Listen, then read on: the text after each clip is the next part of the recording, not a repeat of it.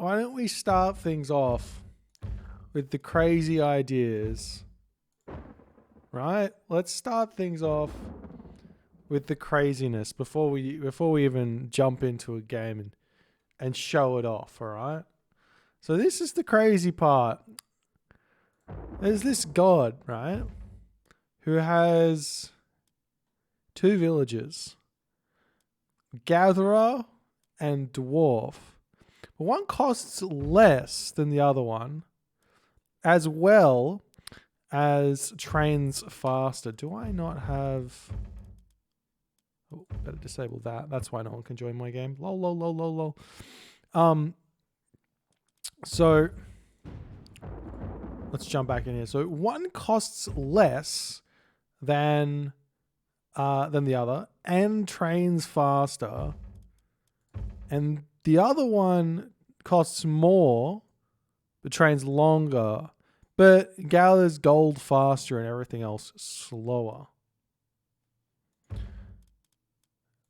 This one gathers at 0.9 gold, which is actually comparable to the Greek villager, which gathers at 0.91 gold. It's not enough of a difference to ever make any impact on the gather rates. So the gatherer, in effect, gathers exactly the same rate, I believe. 1.08, 1.08, 0.85 as the Greek villagers, except for the obvious fact that the gatherer, as Odin gets an extra 20% gatherer rate on the huntables.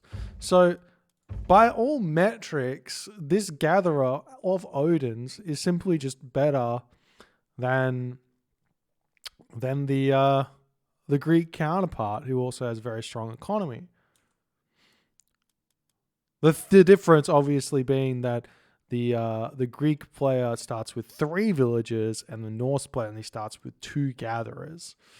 But you never have to build anything with the gatherers, and you don't have to build. You only have to build three ox carts, which take 8 seconds apiece. Or 2 ox carts, so that's 16 seconds of train time with that, and you compare that to Zeus, who's got 4 seconds plus 17 seconds. So it kind of evens out. 21 seconds. It kind of evens out that both players will get about the same amount of gatherers out. So the point is that we're going to go pure gatherer and take the hit to the dwarves, the reduction in gold gather rate, but we don't have to worry about having to build dwarves. So while our gold gather rate goes down, our gold expenditure also goes down. So the macro for this is going to look very, very different. Very, very different. So I'm just going to show you what I'm thinking here. We'll jump in. Let's find a better map than this.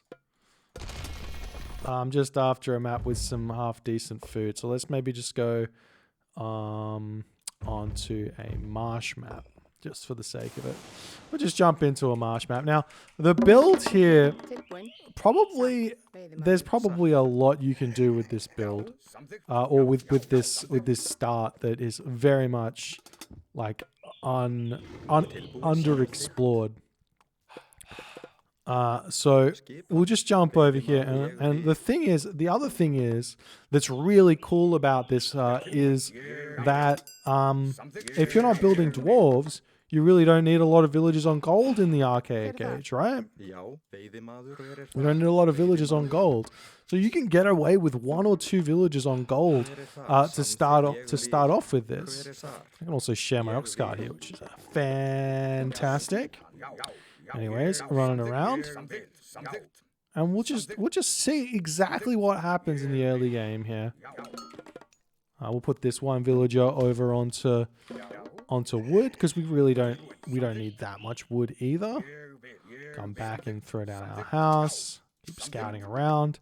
And the rest of these villagers just want to come over onto food. And we're kind of role-playing a little bit like we're a Greek player, aren't we? So that's a thing to keep in mind, I guess. So Greek players go for 2 villagers on gold, 3 villagers on wood. So, but, you know, we might just go 2 villagers on wood, 1 villager on gold. Because, I think, do we start with more gold? I feel like we start with more gold. I could be wrong. Somebody explain. Do we start with more gold? Or is that just in the back of my mind? And now I can even throw my temple down, like, pretty much straight away. Feel fantastic about all that. And it all kind of comes out nice and quick. And the other thing is the house also cheaper wood. Everything's kind of cheaper wood, at least at this point. Oh, golly. That's not what you want to see. Oh, well. And now the final part about this, which is kind of cool, is that transferring villages around is very, very simple. And look at this advance time you can get here. People talking about fast advance times with Thor, right? Remember those fast advance times with Thor, with the dwarven gold mine? Just look at this insanity here. And this is now, technically, this should give you the advantage in the in any game here. We advance. Look at that, sub 4 minutes. I messed it up a little bit, but hey. And now we just need to swap villagers over to the gold and wood and feel fantastic about that. We can start building Hersa. I could have thrown the temple down at the front of my opponent's base as well. And the question now becomes, is this going to be like something that is the weakness of having no dwarves here going to really matter or not? So I guess we kind of wait and see, don't we?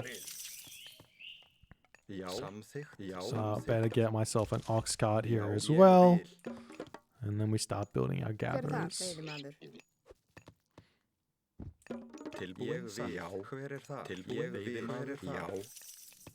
We can immediately throw down the barracks that we want. We can even just go like in with a real big Ulfsark Hersa push as just one small idea here that you can go for. I don't need more villages than 3 on gold at this point.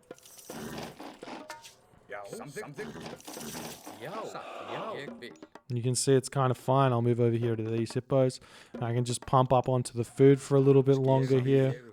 Make sure that's all coming out nicely.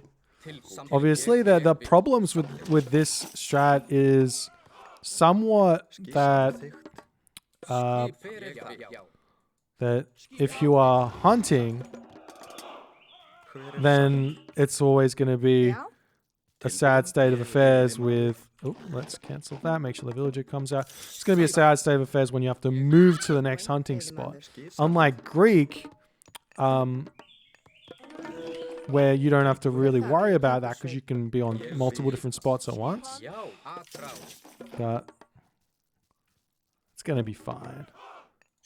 Throw up some more houses and even a barracks here.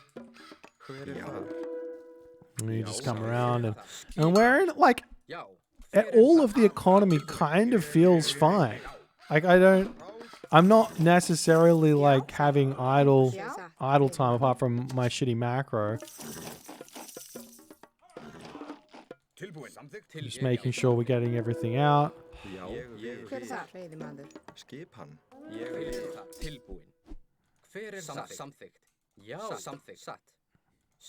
The purpose of this is not to be able to defeat a hard AI, but hey, that's who I've got right now to play against.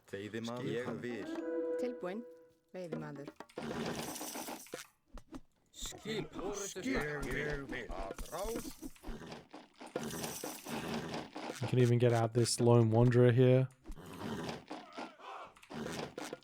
we ever get the resources for it.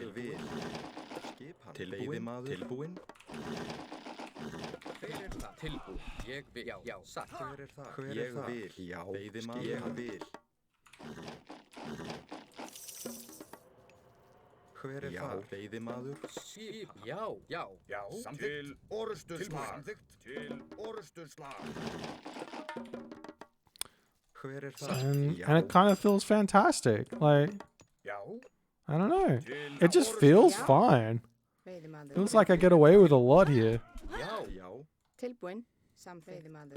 And this is something you could use against Aranos players as well as Odin.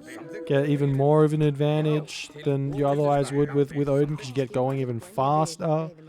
And you don't have to worry about your gold mine expiring and things like that.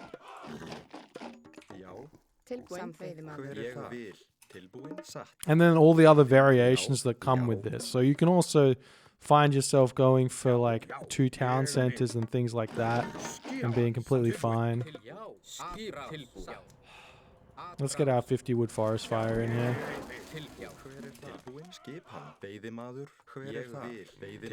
But this is like the general gist, and you kind of just play it out like normal.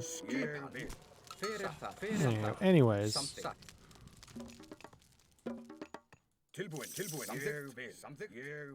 Still need more villagers on food, so we can start getting villagers onto the herdables at this point.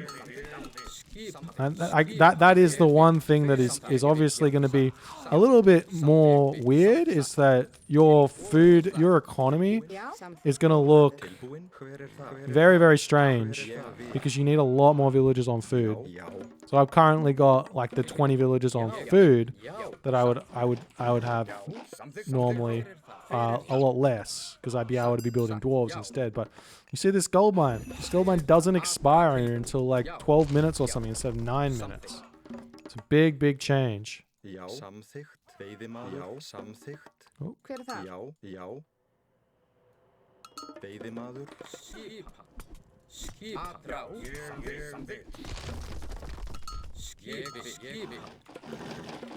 And then the other thing that happens is you just work out how many villages you need to put onto gold. It's about 10 villages on gold will give you about 500 gold a minute, if I recall correctly, or just over. So if you need 500 gold to come in quickly, you just chuck those villages over onto gold, and we're off to the races. So I should be able to advance to the next age just by going, all right, stop building units, onwards and upwards, you know? This is just one of the different things that might come in handy here, and you can see that the resources will start flooding in. Think about getting pickaxe as well.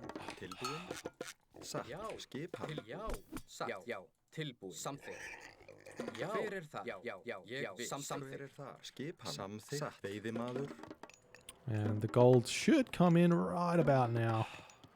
And we can advance nice and quick here.